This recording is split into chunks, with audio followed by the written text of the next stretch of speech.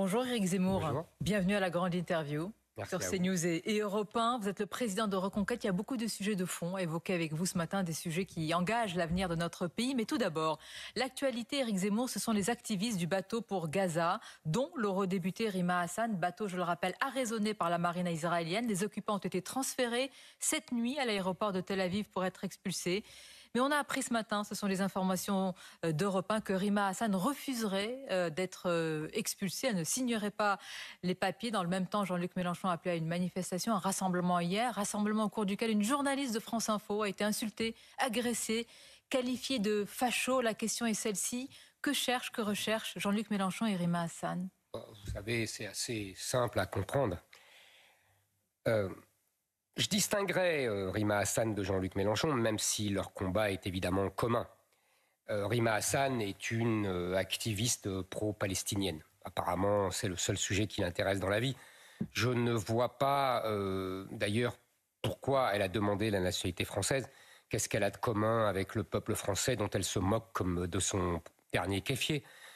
J'avoue que je ne comprends pas très bien, et d'ailleurs je ne comprends pas très bien non plus pourquoi on lui a donné. Ça, c'est un autre sujet qu'on pourrait reprendre. Elle, c'est exactement ce que disait, vous savez, le roi du Maroc, qui disait la Palestine est l'aphrodisiaque des Arabes. Rima Hassan, elle rentre exactement dans ce schéma. Il n'y a rien d'autre à dire. Elle a tenté une opération de communication qui manifestement s'est retournée contre elle, puisque au lieu d'avoir des mitraillettes et des avions en face d'elle, elle a eu des pains au chocolat. C'est moins victimaire, comme évidemment. Donc là, on voit bien que le service de communication de l'armée israélienne l'a prise à son propre jeu. Passons. Maintenant, Jean-Luc Mélenchon, c'est un autre sujet. Jean-Luc Mélenchon, vous savez, c'est lui qui parle de nouveau peuple, de nouvelle France. Il dit même que ses électeurs de 2022 sont le tiers-État. Dans sa bouche, il connaît bien l'histoire de la Révolution française. Qu'est-ce que ça veut dire? Le tiers-État, c'est le peuple français. C'est celui qui va prendre le pouvoir et qui remplace les aristocrates, les nobles, le roi, etc. Donc, pour lui, ses électeurs, avec un fort pourcentage arabo-musulman, sont le nouveau peuple français qui va remplacer le peuple français. Vous savez, on dit à Danton un jour, quand même tu exagères, les aristocrates que tu envoies à la guillotine, ils sont pour la plupart innocents. Et Danton a cette réponse magnifique, il dit, oui, ils sont innocents, mais ils gênent l'avenir. Et donc, la Palestine fait partie de cette stratégie d'avenir. Exactement. En fait, les Français de souche gênent l'avenir voulu par Jean-Luc Mélenchon, qui est de détruire la France et de la remplacer par un pays arabo-musulman, en tout cas dominé par l'élément arabo-musulman. Et cette stratégie, passant par les urnes, parce que passant par la démographie, tout bêtement. Et cette stratégie pro-palestinienne à tout craint, je rappelle qu'il a axé toute la campagne des élections européennes sur la Palestine. Je ne vois pas le rapport avec l'Europe. Pareil, il continue là avec Rima Hassan, avec ses manifestations complètement grotesques. Tout ça, évidemment, c'est ce que je vous ai dit. Comme la Palestine est l'aphrodisiaque des Arabes, comme il veut un vote massif de l'électorat arabo-musulman en France, il joue la Palestine. C'est aussi simple que ça. Il a théorisé. Et est-ce qu'il a des complices, si je puis dire, objectifs? Par exemple, le président français Emmanuel Macron a exigé le retour des ressortissants français. Il a dénoncé, Éric Zemmour, le blocus humanitaire à Gaza, qualifié de honte, de scandale par le président. Est-ce que vous auriez utilisé le même mot? Écoutez, je n'aurais pas utilisé le même mot. Évidemment, Emmanuel Macron est un Mélenchon au petit pied. C'est-à-dire que Mélenchon veut remplacer le peuple français rapidement et Emmanuel Macron, lui, le remplace lentement. Vous voyez, il prend son temps. C'est un Mélenchon au ralenti, mais c'est les mêmes. Emmanuel Macron, vous savez, quand on accueille 500 000 immigrés, pour la plupart arabo-musulmans, il y a déjà aujourd'hui 100 000 Afghans, par exemple. Et on pourrait demain en accueillir des millions, puisque la Cour nationale de droit d'asile a décrété que toutes les femmes afghanes pouvaient être éligibles au droit d'asile. Donc Emmanuel Macron, lui, C'est simple, il a de plus en plus peur de sa rue arabe. On l'avait vu quand il avait refusé de manifester contre l'antisémitisme. Et donc, il donne des gages à sa rue arabe, comme un chef d'État arabo-musulman le fait. Vous savez, vous connaissez ça comme moi, les chefs d'État des pays arabes ne sont pas enthousiasmés par la Palestine. En revanche, ils savent que leur peuple l'est. Et donc, ils donnent des gages régulièrement. Emmanuel Macron fait la même chose. Il est pour la créolisation, alors, à petits pas, si je comprends bien. Bien sûr, vous savez, Emmanuel Macron... vous avez deux choses. Vous avez Jean-Luc Mélenchon, qui est ce qu'on appelait toujours dans l'histoire de France le parti de l'étranger, qui revient régulièrement dans l'histoire de France. Et vous avez Emmanuel Macron, qui est dans ce même parti de l'étranger à mi-temps. Et de temps en temps, il prend il a des bonnes réflexions, et puis de l'autre côté, il va. Mais vous avez vu ses dernières réflexions. J'imagine qu'on va en parler. Donc, je vais pouvoir développer. Donc oui, allez-y. Mais un mot sur le blocus humanitaire. Il a tort de dire ou de dénoncer ce qui est en train de se passer sur le fond, sur la situation. Écoutez, à Gaza. Il a tort. Bien, moi, je pense que, en tout cas, je ne suis pas d'accord avec lui. Je pense que il faut bien voir l'origine de cet affrontement. Alors, soit on part du 7 octobre et on voit les horreurs et les massacres perpétrés par le 7 octobre, qui est un pogrom comme, en fait, les Juifs n'en avaient pas connu depuis un siècle, depuis la fin du 19e siècle en Russie, et encore. Deuxièmement, soit on revient à l'origine de l'origine, c'est-à-dire la déclaration de l'ONU en 47-48, et là, on se rappelle simplement que le plan de partage entre deux États avait été accepté par les Israéliens et refusé par les pays arabes et ce qu'on appelle aujourd'hui les Palestiniens. Donc dans les deux cas, les Israéliens veulent se donner 10 ans de répit. C'est tout. Ils auront une guerre éternelle, parce que je pense que le monde arabe n'acceptera jamais l'existence d'un État d'Israël sur la terre, une terre musulmane, et en plus, qui a été musulmane, et en plus, un pays d'Israël qui gagne et qui est armé. Vous savez, dans l'imaginaire arabo-musulman, le juif doit être le dhimmi sur lequel on frappe et qui ne répond pas. Si maintenant il se met à frapper, à répondre, et en plus à gagner les guerres, c'est inadmissible, c'est presque théologiquement inadmissible. C'est une inversion au-delà des choses et de la réalité. Donc, des les Israéliens, selon vous. Les Israéliens font la guerre. Ils font la guerre comme on l'a fait aujourd'hui. Vous savez, quand les Américains bombardaient Dresde en 1944, il y avait beaucoup d'enfants, il y avait beaucoup de femmes qui mouraient. Et on n'a pas dit que Roosevelt était un criminel contre l'humanité. On n'a pas dit que c'est un génocidaire. Malgré tout, vous n'estimez pas aujourd'hui qu'il y a des limites à cette intervention? Il n'y a aucun génocide. Un génocide, les mots ont un sens, ou alors ils n'en ont plus. On voit bien la dérive des mots. Le génocide, c'est la volonté de détruire tout un peuple. Les Israéliens font la guerre et évidemment, quand vous avez des combattants du Hamas qui se cachent derrière les civils, évidemment que vous bombardez là où il y a des civils. Parlons-en parce qu'une vidéo a provoqué une onde de choc en Belgique. Éric Zemmour, vidéo d'un spectacle tourné lors d'un festival dit de la résistance. On y voit des individus mimer, simuler ce qui ressemble aux terribles attaques du 7 octobre. Dans tous les cas, c'est une célébration des actions du Hamas. Ce matin, sur Europe 1, au micro de Dimitri Pavlenko, un sénateur honoraire belge, Alain Destex, a dénoncé un bouleversement démographique en Belgique. Il parle de Bruxelles comme d'un Venezuela islamisé. Sur CNews, chez Romain Desarbres, une députée européenne belge, Assita Kanko, a sonné l'alerte. Est-ce que le Belgiquistan est le miroir avancé, selon vous, de la France? La Belgique est en petit ce que la France prépare. Ça fait longtemps, vous savez, j'ai beaucoup d'amis belges. J'y vais régulièrement en Belgique parce que mes livres ont un certain succès là-bas et donc je suis souvent invité. De moins en moins maintenant, car la librairie qui me recevait a reçu des menaces de faire sauter sa librairie si on continuait à me recevoir. Vous voyez, c'est ça l'ambiance en Belgique depuis quelques années. La Belgique est une espèce de califat, Bruxelles est une espèce de califat, d'ailleurs avec la complicité des autorités européennes, de la Commission européenne qui arrose tous ces gens de subventions à n'en plus savoir qu'en faire. Vous savez, la démographie, oui, la démographie c'est le destin, je vous le répète depuis 20 ans, pardonnez-moi de radoter, et la Belgique est tout petit. Donc la Belgique est très facilement une conquête facile. Pardon. Vous savez, en plus dans l'histoire, je vais vous dire quelque chose. Quand vous lisez, par exemple, l'histoire de l'Europe d'Henri Pirenne, il vous explique très bien que depuis le Moyen-Âge, celui qui prend la Belgique en Europe, prend l'Europe. C'est pour ça que les Français, les Anglais... C'est le vrai ventre mou aujourd'hui de l'Europe. Les Français, les Anglais et les Allemands se sont disputés la Belgique pendant des siècles. Vous connaissez les guerres de Napoléon, les guerres de 14, de 40, etc. Et même avant. Donc aujourd'hui, on voit bien que l'islam a conquis la Belgique. Et que donc, ça veut dire qu'il va conquérir toute l'Europe. Islam, dites-vous, c'est-à-dire que vous maintenez ce matin sur CNews et Europe 1, Éric Zemmour. Ma chère Sonia, je sais que nous avons... C'est une question. Non, mais vous avez raison, mais je vous lis aussi, j'ai compris que nous avions un désaccord et que vous étiez quelque peu froissé par mon rapprochement entre islam et islamisme. Ce n'est pas mon rôle, je vous pose la question. Non, mais vous avez raison, mais on est des êtres humains aussi, on a le droit d'avoir des sentiments, je comprends très bien. Moi, je vais vous dire... Pourquoi je dis islam n'a aucune différence avec l'islamisme? Tout simplement pour une raison simple.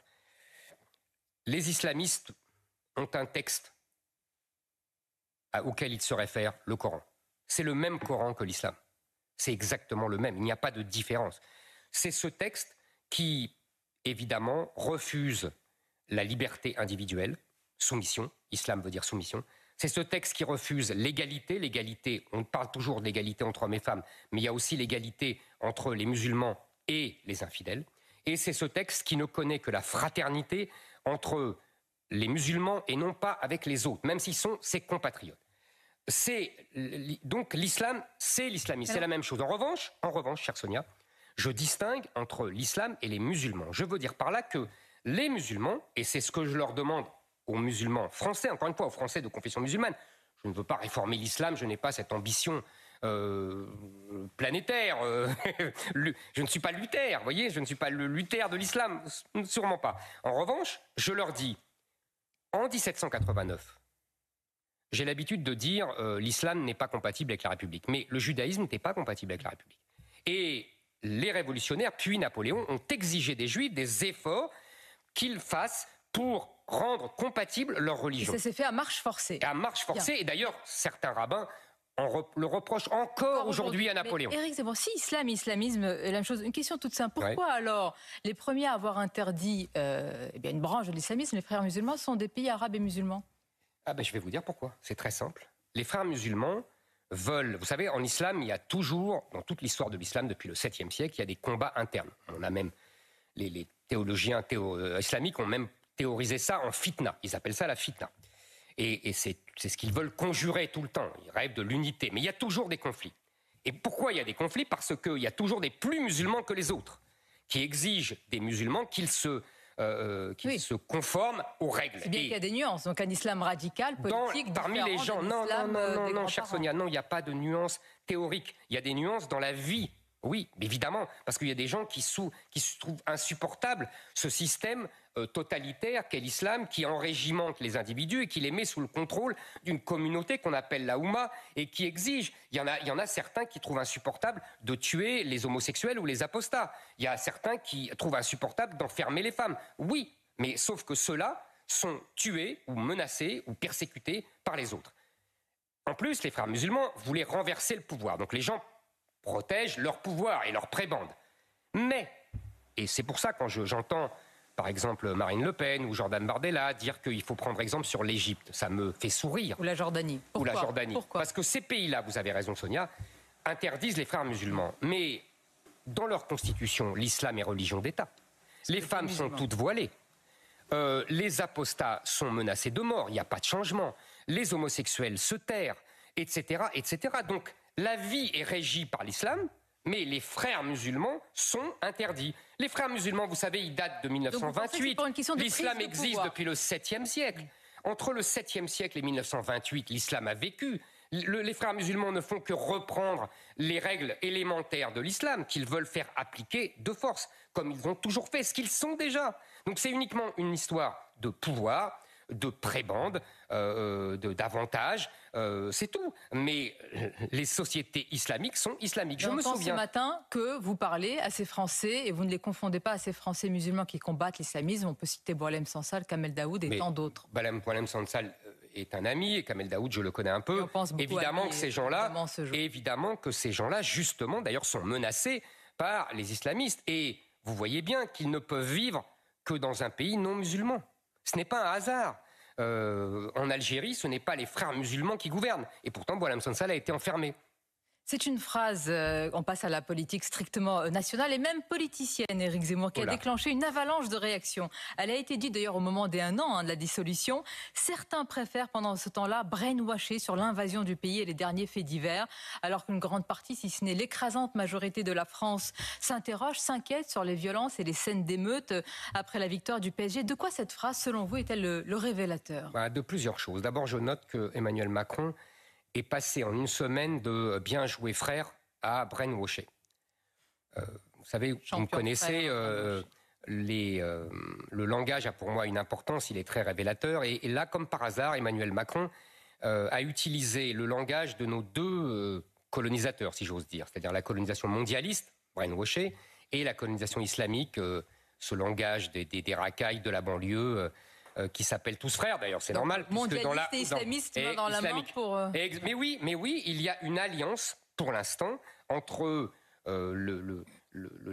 la colonisation mondialiste qui favorise la colonisation islamique pour détruire tout ce qu'il y a de France en France, tout ce qui reste de France en France. Et c'est une alliance que j'avais comparée jadis à l'alliance germano-soviétique en 1940. Ils finiront par s'affronter, mais en attendant, ils sont alliés contre nous et contre, encore une fois, ce qui reste de France en France. Emmanuel Macron, ça ne m'étonne pas de lui. Emmanuel Macron est l'incarnation de ce qu'on peut appeler la post-modernité, c'est-à-dire celui qui croit que les individus ne sont que des individus. C'est-à-dire qu'ils sont des individus absolument déracinés, qui n'ont pas de passé, qui n'ont pas d'histoire, qui n'ont pas de culture, qui n'ont pas de mœurs. Je rappelle qu'il disait que la culture française n'existait pas. Moi, je considère exactement le contraire. Je cite souvent, vous savez, Auguste Comte qui disait « les morts gouvernent les vivants ». Qu'est-ce que ça veut dire ? Ça veut dire que je crois au contraire que les gens sont des êtres enracinés, qu'ils ont une culture, un passé, des mœurs, une histoire, des héros, et que quand on les trimballe de pays en pays, ils gardent ses mœurs et ses coutumes et ses traditions et ses histoires. Et c'est notre problème. Vous ne leur reprochez pas de garder les mœurs et les coutumes. Mais bien sûr que je ne leur reproche pas, ils ne peuvent pas faire autrement. Qu'est-ce qu'on propose à la place ? On va en parler également. Si vous voulez, simplement, Emmanuel Macron, lui, fait venir, comme tous ses prédécesseurs, des centaines de milliers de personnes qui n'ont pas nos mœurs, nos cultures, nos traditions et notre histoire. Et qui en plus ont un passé de conflits terribles depuis les croisades jusqu'à la colonisation, avec notre civilisation. Donc il installe encore plus cette guerre de civilisation sur notre sol, qui est, si vous voulez, on parlait de la Belgique tout à l'heure, qui est une espèce de libanisation avancée. Donc j'imagine que le mot barbare, Éric Zemmour, vous le reprenez à votre compte, utilisé par le ministre de l'Intérieur, qui a été qualifié, Bruno Retailleau, de raciste, parce que la France insoumise, il y a vu une forme d'essentialisation, de stigmatisation de Français d'origine étrangère qui auraient des mœurs et des codes culturels étrangers à la France. Vous reprenez ce mot ? Je le reprends dans le sens, disons, du XVIIe siècle, c'est-à-dire les barbaresques. Vous savez, les barbaresques, c'était ces pillards qui venaient d'Algérie ou de Tunisie d'ailleurs, et qui se jetaient sur les côtes françaises, qui faisaient des razzias, qui volaient, qui pillaient, qui enlevaient les femmes pour les violer ou pour les emmener en Arabie Saoudite. Je dirais, moi, quand j'ai vu... La comparaison vous paraît... Là, c'est raison moi, je avec pense ce qui se c'est passe. Exactement ce qui se passe. Comparaison vaut raison. Moi, je crois que quand je les vois faire, qu'est-ce qu'ils font ? Ils pillent, ils volent. S'ils peuvent, ils violent. C'est exactement comme leurs ancêtres barbaresques. Alors évidemment, encore une fois, tous les musulmans qui sont en France n'agissent pas ainsi. Mais eux, ils agissent exactement comme leurs ancêtres. Comment vous expliquez que les mêmes dans leur pays d'origine, si on remonte à la première, deuxième ou même troisième génération, ne font pas la même chose ? Pour deux raisons. C'est culturel. Mais non, j'ai une réponse. Vous avez tout à fait raison. C'est un vrai sujet. D'ailleurs, je le remarque que même ici, quand c'est les soirées de l'Aïd, ils ne le font pas. Ils font ça quand c'est le 14 juillet ou le 31 décembre ou un match de foot. Mais il y a deux raisons, selon moi. La première, c'est que ces jeunes-là détestent la France et les Français. Ce sont des gouers, comme maintenant le mot est devenu célèbre, puisque même des comiques maghrébins les utilisent. Donc ce sont des gouers. Qu'est-ce que ce sont ? C'est ce que je vous ai dit tout à l'heure. La fraternité, c'est uniquement pour les musulmans. Les autres sont des infidèles qu'il faut persécuter, voire tuer. Ça, c'est la première chose. Ils nous détestent. Ils détestent la France, ils détestent les Français. Deuxième raison, plus profonde, et qui rapporte d'ailleurs à un propos, il y a 1 an, je crois, d'Emmanuel Macron. Vous vous souvenez quand il a parlé de processus de décivilisation ? Il faisait référence, il a tout à fait raison d'ailleurs, à Norbert Elias et à son analyse du processus de civilisation. Qu'est-ce que c'est que le processus de civilisation? Je vais essayer de résumer en une phrase, 2 tomes importants. C'est le fait qu'en France, puis en Europe, les sociétés ont réussi à régler les désordres par l'autocontrôle, l'autocontrôle des passions, des pulsions et des émotions. D'autres civilisations n'ont pas réglé ça comme ça. La civilisation arabo-musulmane, elle, n'a pas réglé ça par l'autocontrôle, mais par l'autorité ou l'autorité. Exactement, par la répression violente. Quand vous avez des représentants des 2 civilisations, la civilisation qui s'autocontrôle, parce qu'elle a été éduquée comme ça depuis des siècles, et la civilisation qui ne s'autocontrôle pas, mais qui voit qu'il n'y a pas de répression violente, mais c'est la pampa. Et certains affirment à l'inverse, Éric Zemmour, que c'est un refoulé de la colonisation, que c'est un refoulé de tout ce qui se trame, et que c'est une réponse, alors effectivement, sauvage, débridée, agressive, violente, mais une réponse à ce qui a été fait par la France. Mais je ne suis pas en désaccord avec cela. Ça dépend comment on l'entend. C'est-à-dire ? C'est-à-dire que je pense effectivement que ces jeunes-là veulent prendre la revanche de la civilisation sur nous, qu'on les a éduqués, je discutais avec des amis algériens qui me l'ont confirmé, dans les écoles algériennes, on leur explique que la France les a pillés et que donc, il est tout à fait logique qu'ils nous pillent à nouveau. Donc, qu'ils prennent des allocations en pagaille, c'est normal. Qu'ils, sans travailler, c'est normal. Qu'ils pillent et qu'ils volent, à la limite, c'est normal, puisqu'ils doivent se revancher de la colonisation française. Alors comment on répond à cela? Au-delà des défis sécuritaires, judiciaires, comment aujourd'hui, si vous arrivez au pouvoir ou si vous aspirez toujours à être candidat, on lutte contre la détestation, la haine de la France? Alors, d'abord on lutte, avant tout, parce que ça c'est la dernière étape, mais d'abord on rétablit l'ordre et justement, comme on fait le bon diagnostic, c'est-à-dire qu'on sait que ces gens-là ne sont pas dans l'autocontrôle, on n'espère pas une rédemption. On ne fait pas comme ces juges qui disent on va lui donner une peine d'intérêt général. Attendez, d'abord on punit, et on punit sévèrement. D'abord dans ces manifestations, j'étais très étonné, chère Sonia, la police a fait comme d'habitude, c'est-à-dire qu'elle n'a rien fait. Et pourquoi elle n'a rien fait? Parce qu'elle a reçu des ordres de ne rien faire. J'ai des policiers qui ont témoigné auprès de moi que le préfet, et donc le ministre, M. Retailleau, leur a donné l'ordre de rester dans les voitures. Qu'auriez-vous fait comme M. Trump? Vous envoyez l'armée, des réservistes? Attendez. Je pense qu'en France, avant d'envoyer l'armée, nous pouvons envoyer des policiers qui sont formés pour ça et qui peuvent régler leur compte à ces barbares. Régler leur compte? Oui, je pense que là, il faut être ferme. Excusez-moi, on est dans un pays où les gilets jaunes, en partie, ont été épargnés. Justement, je note que la seule fois depuis 40 ans où les policiers se sont montrés impitoyables, c'est avec des gilets jaunes, peut-être parce que c'était des Français blancs. Je me pose la question. Parce que pour le reste, à chaque fois qu'il y a des exactions par des arabo-musulmans, alors là, les policiers restent dans les voitures et ils ont des ordres pour cela. Qui sont par ailleurs des Français depuis 2-3 générations. Oui, mais vous savez que qu'ils soient français, ils détestent les Français. C'est comme ça. En tout cas, ceux-là. Deuxièmement, on rétablit la prison. C'est-à-dire que la prison redevient le centre. Et si on n'a pas le temps de construire des prisons, on paye des prisons à l'étranger. Les Italiens, les Suédois, les Danois nous donnent l'exemple. Il y a des prisons au Kosovo, il y a des prisons en Lituanie. On paye, ça nous coûtera toujours moins cher. Troisièmement, on supprime toutes les allocations aux parents de ces jeunes.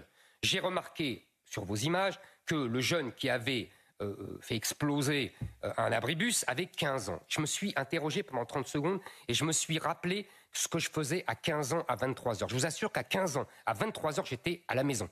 Je ne traînais pas dehors, comme disait ma mère. Donc, si vous voulez, là, il y a une responsabilité des parents. Donc, on leur enlève les allocations. Quatrièmement, pour les majeurs qui sont double nationalité, vous savez comme moi que la plupart ont la double nationalité, car dans les lois algériennes, tunisiennes, marocaines, la nationalité ne se perd jamais de ses parents, de ses grands-parents. On les déchoit de nationalité à partir d'un certain délit et évidemment de crime. Et cinquièmement, on les renvoie. C'est la fameuse remigration. Ces gens-là n'ont rien à faire en France. D'ailleurs, ils ne veulent pas être français, ils le disent eux-mêmes. Ils n'aiment pas les Français, ils seront mieux dans le pays de leurs parents. On va conclure par une question plus politique. Éric Zemmour, vous exprimez peu, on vous voit peu, à l'inverse d'ailleurs de l'eurodéputée Sarah Knafo. Est-ce qu'il faut y voir une stratégie, une tactique, un peu comme au rugby? Je sais que vous préférez le foot. Non, j'aime aussi le rugby. Mais sortir du dernier moment de la mêlée pour être candidat? Non, c'est pas cela. C'est que j'en avais assez, si vous voulez. J'avais pas envie de faire le commentateur permanent. Voilà, j'avais pas envie de répondre à des questions avec des gens qui me coupent la parole immédiatement. Ce que vous ne faites pas, je vous en sais gré. Maintenant, vous voyez, j'interviens, je fais beaucoup de choses. J'écris. C'est pas ma question. Non, mais je vous dis, je vais voir les militants de mon parti, je travaille. Donc vous restez plus que jamais candidat à la présidentielle. Donc je reste plus que jamais, en tout cas, président de Reconquête, et j'observe la situation politique qui est fort mouvante, vous me l'accorderez. En tant que candidat à la présidentielle ? Nous verrons. Pour l'instant, c'est pas... Vous savez, les gens qui sont candidats et qui sont favoris 2 ans avant, en général, ils perdent. Merci Éric Zemmour, c'était votre grande interview. Bonne journée, à bientôt. Merci à vous.